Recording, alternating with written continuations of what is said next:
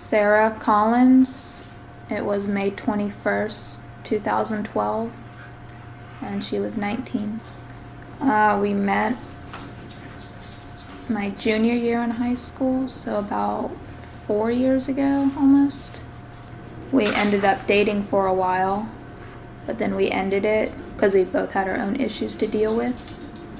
I noticed that she showed signs of depression because she would miss school a lot, and I would ask her and she'd just say, I was just sick, or she said she wasn't feeling good, even though she always looked fine. We were fine. We were talking about getting back together.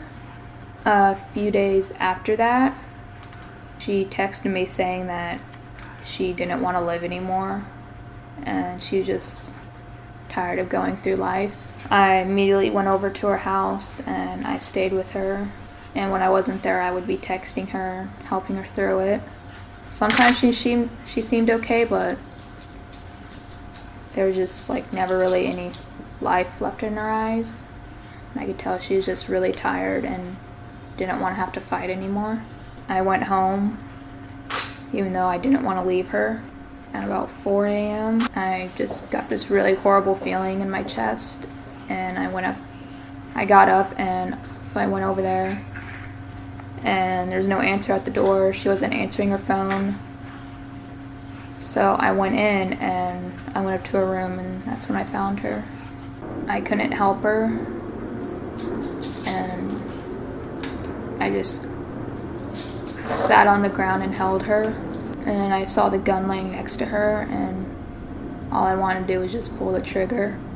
But she was always one step ahead of me, so she only had one bullet. So I just held her until her mom came home and called the ambulance. At the beginning, it used to just be drinking. After I found her, I didn't speak to anyone for about 2 or 3 days. Usually just rolled up in bed, or I just have a bottle next to me. Sometimes I'll binge eat and then throw up, go back to all my old habits. I'll just lay in bed and cry.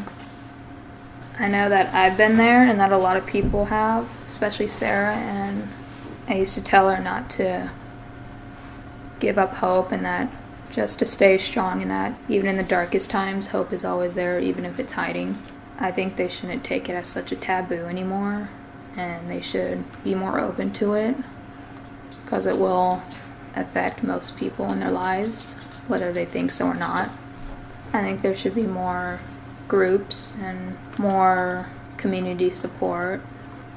It'll be very hard at first, and you'll want to feel like you just want to give up, but in a few years it'll get easier, even though it doesn't seem like it will.